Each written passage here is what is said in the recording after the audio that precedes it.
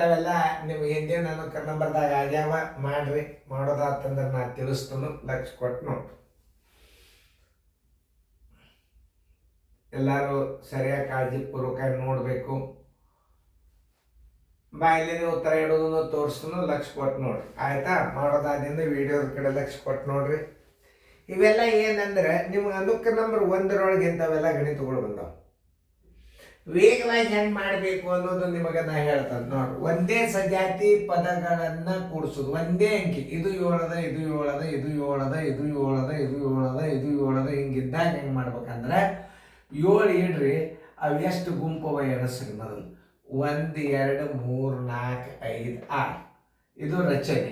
ಉತ್ತರ ಸಂಖ್ಯೆ ಎ. ನೋಡಿ ಮುಂದಿನ ಮಾಡಿ.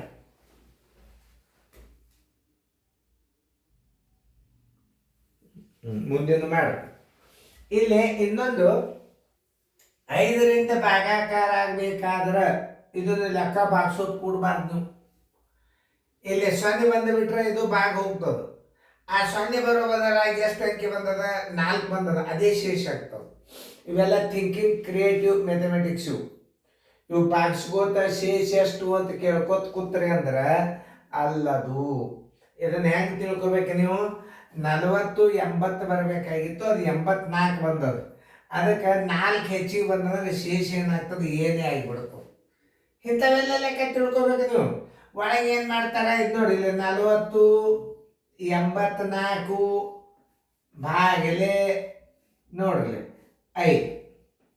5 ಎಂಟ್ಲೆ 40. ಓಕೆ, 0. ಇದು 8 ತೋರಿ. 5 ಒಂದಲೆ 5. ಎಷ್ಟು ಉಳಿತು? 3 ಉಳಿತು. 4 ತೋರಿ. 5 6ಲೆ ಎಷ್ಟು? 30.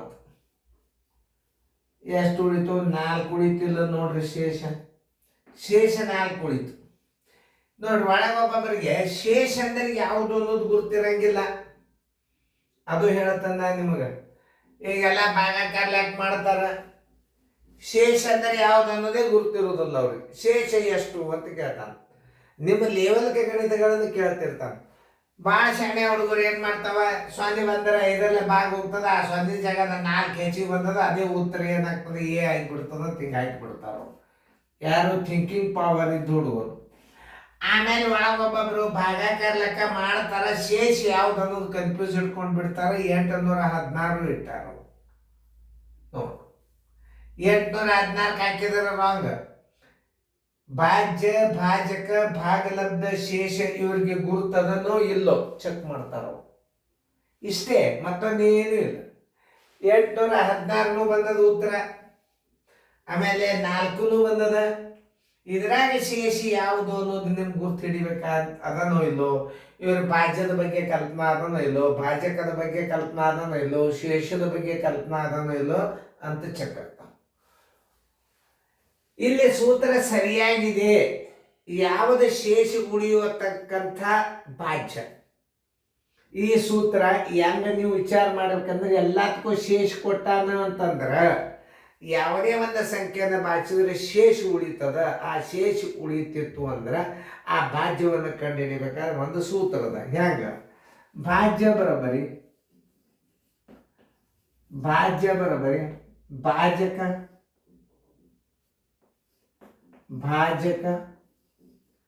ಗುಂಡ್ಲೆ ಭಾಗಲಬ್ಧ ಪ್ಲಸ್ ಶೇಷ. ಇದೇ ನೋಡಿ ಭಾಜ್ಯದ ಉತ್ತರ. ಏನೋ ಸೂತ್ರ ಇದೆ, ಇದನ್ನ ನೆನಪಿಟ್ಕೋಬೇಕು ನೀವು. ಅವೇನೋ 108. ಈಗೆಲ್ಲ ಇದನ್ನ ವಿವರಿಸಿ ತಿಳಿಸ್ಕೋತ ಹೋಗುವ ಅವಶ್ಯಕತೆನೇ ಇಲ್ಲ. ನಿಮಗೇನು ಬೇಕಾಗಿದೆ? ಭಾಜ್ಯದ ಸೂತ್ರ ಯಾವುದು ಇದರಾಗ ಕಂಡು ಹಿಡಿಬೇಕಾದ್ರೆ ಇದರಾಗ ಉತ್ತರ ಯಾವುದು ಕರೆಕ್ಟ್ ಅದ ಅದೇ ಭಾಜ್ಯದ ಸೂತ್ರ. ಅದು ಗುರುತಿರ್ಬೇಕು ನಿಮಗೆ. ಭಾಜ್ಯ ಬರೋಬ್ಬರಿ ಭಾಜಕ ಗುಂಡ್ಲೆ ಭಾಗಲಬ್ಧ ಪ್ಲಸ್ ಶೇಷ ಇದ್ದದ್ದು ಯಾವುದು? ಉತ್ತರ ಸಂಖ್ಯೆ ಎ. ನಿಮ್ಗೆ ಗುರುತಿದ್ರೆ ಮಾತ್ರ ಉತ್ತರ ಆಗ್ಲಿಕ್ಕೆ ಬರ್ತದ. ಭಾಜ್ಯದ ಸೂತ್ರ ಇನ್ನೊಂದು ಭಾಜ್ಯ 2 ನಮೂನೆಯವು. ಭಾಜ್ಯ ಬರೋಬ್ಬರಿ ಇದು 1ನೇದು. ಇನ್ನು ಶೇಷ ಇರಲಾರ್ದು ಒಂದಿರ್ತದೆ. ಭಾಜ್ಯ ಬರೋಬ್ಬರಿ ಭಾಜಕ ಗುಂಡ್ಲೆ ಬಾಗ್ಲಬ್ದ ಎರಡೇ ಇರ್ತಾವ. ಇದು ಶೇಷ ಸೊನ್ನೆ ಇರ್ತದಂತ ತಿಳ್ಕೊಬೇಕಿದೆ. ಶೇಷ ಕೊಟ್ಟಿರೋದೇ ಇಲ್ಲ. ಶೇಷ ಕೊಟ್ಟಿಲ್ಲ ಅಂದ್ರೆ ಈ ಸೂತ್ರ ಹಚ್ಚರಿ. ಅಲ್ಲಿ ಶೇಷ ಕೊಟ್ಟಾನ ಅಂತಂದ್ರೆ ಅದನ್ನ ಹಚ್ಚರಿ. ಶೇಷ ಕೊಟ್ಟ ಅಂದ್ರೆ ಯಾವುದೇ ಸಂಖ್ಯೆಯಿಂದ ಭಾಗಿಸಿದ್ರೆ ಶೇಷ ಉಳಿತದ ಅಂದ್ರೆ ಈ ಸೂತ್ರ ಕರೆಕ್ಟ್ ತಿಳ್ಕೊಬೇಕು. ನೀವು ಚೆನ್ನಾಗಿ ಫೇರ್ದ ಬರ್ಕೊಡ್ರಿ.